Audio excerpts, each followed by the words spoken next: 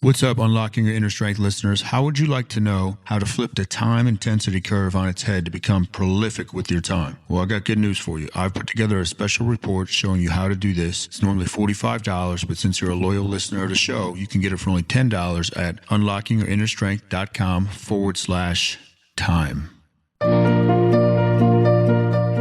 You're listening to The Inner Strength Show. If you want to step into your greatness, you've come to the right place. Here is your host, the human strength expert, Kyle Newell.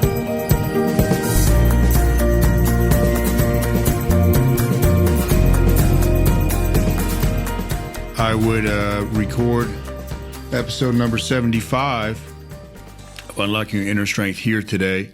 You can type questions if you have them, if you happen to catch this live. So again, it's episode number 75 of Unlocking Your Inner Strength. If you want to find out more, you can go to kylenewell.com or newellstrength.com. Today, we're going to talk about a little success piece of wisdom that I've accrued over the years and exercise selection. So a lot of times we get overwhelmed when we take on these audacious goals, when we want to achieve something that seems impossible, yet it only seems impossible because we haven't done it before or we don't know the next steps. Happens to me all the time. I have goals and I say, man, should I just throw the towel in on that? That might be too hard. When all I have to do really is back up my thinking to the next step. So success really is about figuring out what is the next thing you have to do, not the next 1 million things, the next thing, okay? And then showing up. It's just putting one foot in front of the other, and that's literally all it takes sometimes to succeed. So you show up and you figure out what the next thing you have to do is. That's it. Many times when I wake up, let's say I'm in a rut, right? First of all, I want to move right away. So I get outside this morning. I went outside, did my jump rope, and I did kettlebell swings and suitcase carries because I have one kettlebell until I got a sweat. So it got my mind right where I wanted it to be. There's certain chemicals that can only cross that blood-brain barrier through exercise.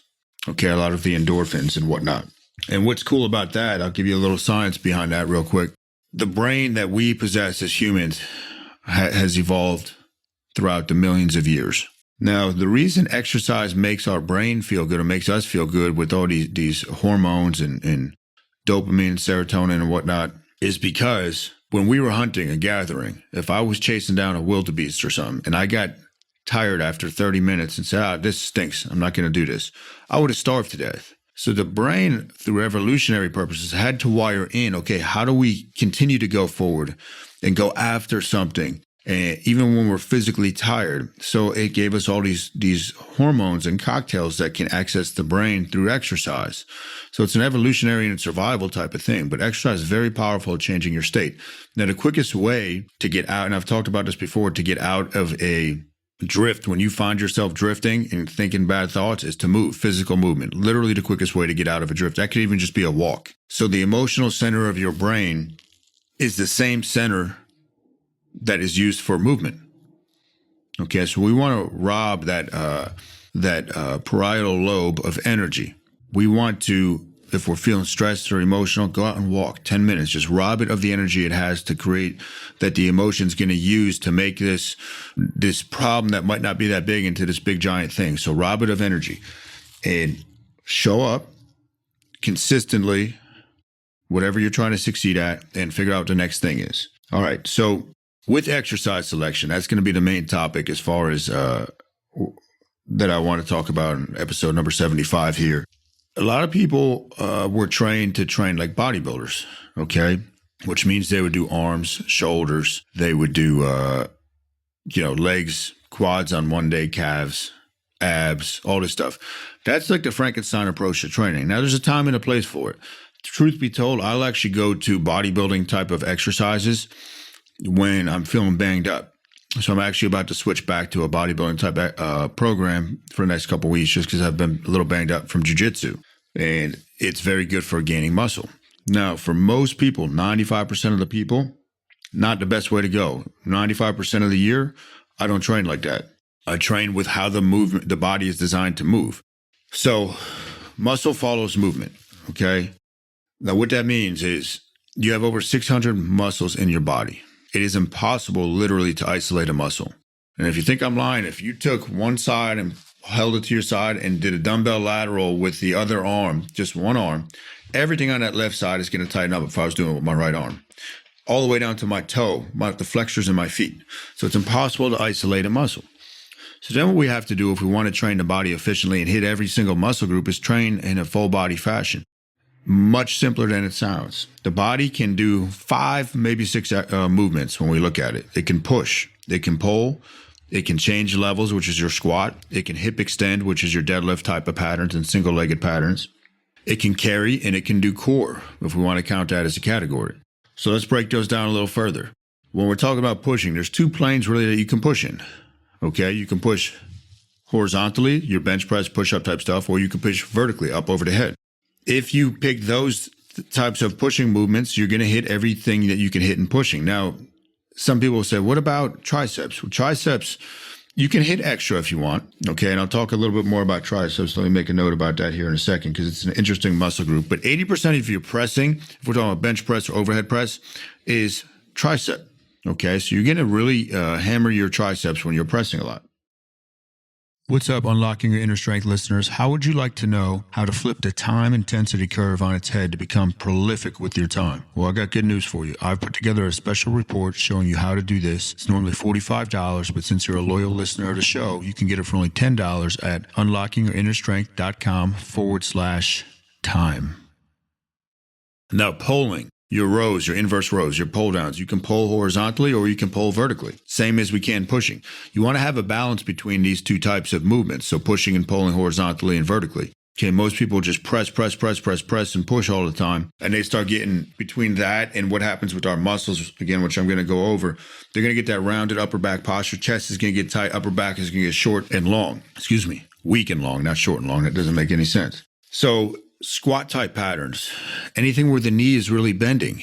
Okay, so your goblet squats, barbell squats, box squats, rear foot elevated split squats. Your hip extension is when the knee is soft but not bent that much. Okay, so think of your walking pattern, freeze frame that, go to deadlift so where your hips are going backwards. Okay, so you want to feel that in the posterior chain, which is your glutes, hamstrings, and lower back. Carries hit everything in your body. People say, why am I doing carries? Well, if you only had time to do one thing, let's say you had 15 minutes. Okay, like this morning, I did a 20-minute workout outside. The bulk of that workout was doing suitcase carries up and down the street, okay, with a little jump rope mixed in with my kettlebell. Very simple. So you're going to hit everything when you do carries. It's great for conditioning. And there's a multitude of ways you can do carries. So that's our 5th category. And then we have core. So core is often misunderstood. When people train core, what they see in regular gyms and magazines is crunches and sit-ups. The spine is not designed to flex, okay? So the spine, if it was like this, I can't even do it with my fingers, guys, but if I was here and I'm flexing, the spine is not designed to do that. When they do that with pig cadavers, every time around the 800th to 1,000th rep, the discs herniate and blow out. Spine is not designed for that, okay? The core should be trained for anti-movement. So you have anti-rotation, which is like Russian twist, standing Russian twist, different types of Palloff presses. You could do that with various types of planks. So anti-rotation, anti-extension. Think ab wheel or stability ball rollout type movements. Think about anti-flexion. Okay. So we can do stuff with anti-flexion, meaning have somebody try to pry us apart. Okay. We don't do that much at a gym just because it's a little more complex, but you're resisting movement. And then you have chaotic moves, which again, your carries would fit into. Anything that doesn't really fall into one of those categories, and you would have stabilization, which is various types of planks. Now, the spine, right, we want to train it to be stable. Anytime the spine doesn't have stability, movement patterns are going to shut down and strength is going to go down. And I always explain this when we're teaching people how to fire the glutes, either on a bench press or a squat or a deadlift. When you watch a hockey match, what's the first thing that people do? I'll give you a second to think about that. What's the first thing 2 hockey players do when they get into a fight? Okay, what they do is they grab the other person's jersey. The reason they do that is to get some stabilization. If they were just throwing punches on ice, there's no stabilization of the spine. Punches are going to be very weak. So your spine needs to get the message that it's stable and safe to output more strength. So you can increase strength instantly by doing that, and you want to train your core as such. Now, if you, again, were limited on time and you picked movement out of these 6 categories: push, pull, squat, hip extension, which is your deadlift, carries, and core, and just ran through it in a circuit like we do at Newell Strength with the tiered system. Okay, you could just keep going right down through that and rotate what the primary exercise each day is. You're going to get a huge boost to your cardiovascular system. Okay, muscles drive the cardiovascular system, not the other way around. A lot of people want to make it the other way, and they go on these ellipticals and whatnot. They sit on there for hours and hours, but they're not really doing diddly. So you can do that. But I want to talk again about a couple key areas that my triceps notes made me think of. So as we age, okay, you have 2 types of muscle groups that the body is categorized into: tonic and phasic. Okay, so as we age, tonic muscles get short and tight. Basically going to be your chest, your hip flexors, your hamstrings, your calves. So we've got to stretch them out. As we age, certain muscles atrophy or shrink. So your phasic muscles are going to start to shrink as we age. That's basically the posterior muscles, your mid-back, your rhomboids, your glutes, your triceps. So you'd be wise to do at some point in your workouts some extra tricep work. You could do this, a lot of times I'll do this in my warm-ups, goblet squats, getting below parallel to activate the glutes, and bat winks to really hammer the mid-back. These are your muscles of youth, but as we age, they're coming off. So you want to kind of counteract that. So I would hit the primary movements first, and after that, you can do whatever else extra you want. Nobody needs to be working out for more than 50, 55 minutes. No reason for that. You got to push the pace. You got to get a sweat going. You should have oxygen depth, meaning you shouldn't really be able to talk. If you can talk, you should be going again. And if you can do that, you're going to know more than 99% of the people on the earth about how to train. Not that complex, guys. It's not rocket science. Anyhow, that's all I got for episode number 75 of Unlock Your Inner Strength. If you haven't yet subscribed on iTunes, please do so. And if you haven't been able to leave a review yet on iTunes, please do so. That'll help us out greatly. You could go to kylenewell.com, or you can go to newellstrength.com to find out more about what we do and what my philosophies on training and nutrition are and mindset and all this type of good stuff. Thanks for watching. Peace. You've been listening to The Inner Strength Show. If you enjoyed the show, remember to subscribe, rate, and review us in iTunes.